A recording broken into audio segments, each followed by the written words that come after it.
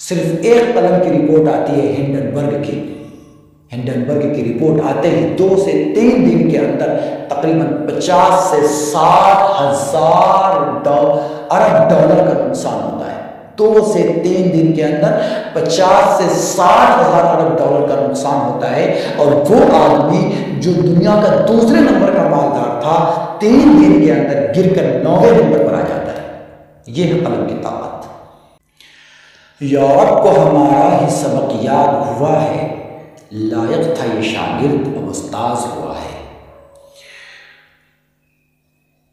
پوری دنیا میں یوں تو مسلمان ہر میدان میں اس وقت پچھڑا ہے، لیکن خاص طور سے اس وقت جو صحافت کا میدان ہے، جو ماس کمیونیکیشن کا میدان ہے، وہ مسلمان اس کے اندر بالکل نہ کے برابر ہے، اس میں ان کا کوئی حصہ ہی نہیں ہے۔ مسلمان قوم جو دنیا میں تعداد کے اعتبار سے دوسرے نمبر پر ہے، سب سے بڑی تعداد دنیا کے اندر عیسائیوں کی ہے، اور دوسرے نمبر کی جو سب سے بڑی تعداد ہے وہ مسلمانوں کی ہے، لیکن اس کے باوجود بہت افسوس کے ساتھ کہنا پڑتا ہے کہ ماس کمیونیکیشن میں، صحافت کے میدان میں، ذرائع ابلاغ میں مسلمانوں کی تعداد بڑی مشکل سے 2 سے 3% ہے، بڑی مشکل سے۔ حالانکہ اللہ تبارک و تعالیٰ نے سب سے پہلے پیغام میں، اللہ تبارک و تعالیٰ نے امت مسلمہ کو جو سب سے پہلا پیغام دیا، جس کے نبی کو جو سب سے پہلا پیغام دیا، اس پیغام کے اندر ہی اللہ تبارک و تعالیٰ نے بہت واضح طور پر ارشاد فرما دیا تھا کہ قلم کی طاقت کو سمجھو۔ فرمایا اقرأ باسم ربک الذی خلق، خلق الانسان من علق، اقرأ وربک الاکرم الذی علم بالقلم علم الانسان ما لم یعلم۔ اپنے رب کے نام سے پڑھی جس نے پیدا کیا، پڑھیے اپنے رب کے نام سے جس نے انسان کو گوشت کے لوتھڑے سے پیدا کیا۔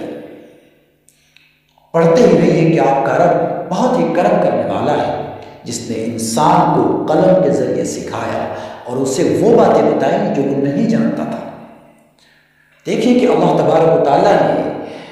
ہزاروں برائی جہاں پھیلی ہوئی تھی، ایسے ماحول میں امت مسلمہ کو جو سب سے پہلا پیغام دیا، اپنے لاڈلے نبی کو جو سب سے پہلا پیغام دیا، وہ تھا کہ قلم کی طاقت کو سمجھیے۔ ایک وقت تھا کہ یورپ علم سے بالکل بے بہرا تھا، مغرب علم سے بالکل بے بہرا تھا،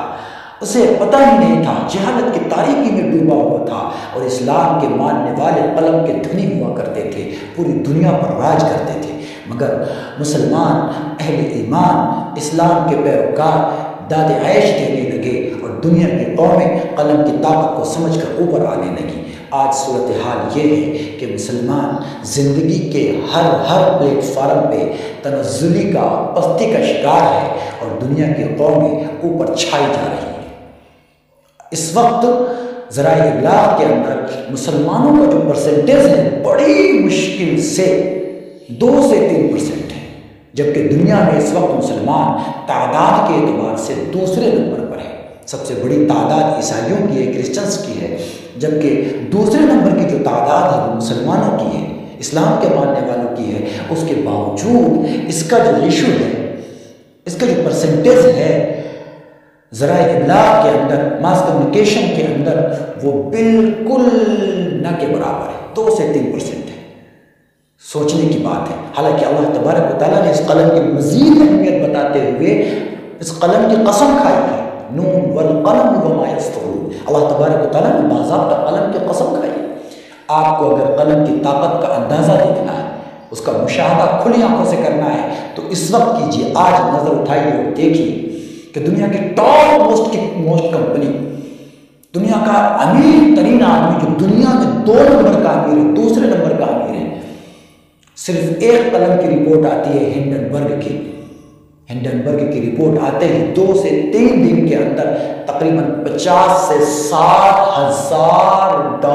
ارب ڈالر کا نقصان ہوتا ہے۔ 2 سے 3 دن کے اندر 50 سے 60 ہزار ارب ڈالر کا نقصان ہوتا ہے، اور وہ آدمی جو دنیا کا دوسرے نمبر کا مالدار تھا 3 دن کے اندر گر کر 9ویں نمبر پر آ جاتا ہے۔ یہ ہے قلم کی طاقت۔ قلم کی طاقت کو سمجھو نوجوانوں، قلم کی طاقت کو سمجھو میرے ایمان والو، اپنی اولادوں کو صحافت کے میدان میں آج بھی اتارو۔ اگر اب بھی نہ جاگے تو یہ یاد رکھو کہ آنے والا وقت تمہارا نہیں ہوگا، اس کا ہوگا جس کے ہاتھ میں قلم ہو۔ یہ قانون فطرت ہے کہ یہاں جو آدمی محنت کرے گا اسے ملے گا، جو قوم محنت کرے گی وہ قوم ترقی کرے گی، جو ہاتھوں پر ہاتھ رکھ کر بیٹھی رہے گی، جو صرف آسمانی اور خدائی مدد ہی کے انتظار میں بیٹھی رہے اور کسب نہ کرے، محنت نہ کرے، ایسے قوم کے اوپر اللہ تبارک و تعالیٰ کی مدد بھی نہیں اترا کرتی۔ اس لیے قلم کی طاقت کو سمجھیں، صحافت کے میدان میں اپنے بچوں کو اتاریں، صحافت کے میدان میں اپنے بچوں کو لائیں، انہیں ماس کمیونیکیشن کی تعلیم دیں، انہیں مضبوط سے مضبوط ترین کریں۔ آنے والا وقت اس سے بھی زیادہ فاسٹ اور اس سے بھی زیادہ تیز ہونے والا ہے۔ اگر آپ یہ چاہتے ہیں کہ بحیثیت قوم آپ سر اٹھا کر جی سکے، بحیثیت قوم آپ لوگوں کے آنکھوں میں آنکھیں ڈال کر اس کے گھر میں پہنچ کر اپنی بات پہنچا سکے، تو آپ کے لیے ضروری ہوگا کہ آپ صحافت کے میدان میں اتنے مضبوط ہو کہ آدمی چاہے یا نہ چاہے اسے لازمی طور پر آپ کو سننا پڑے اور اسے اپنے گھر کے اندر آپ کو داخل ہونے دینے پر مجبور ہونا پڑے۔ تبھی جا کر دنیا کا جو نقشہ ہے جس میں آپ کے خلاف پروپیگنڈا کیا جاتا ہے، یہ نقشہ بدلا جا سکتا ہے، ادروائز دوسرا کوئی راستہ نہیں۔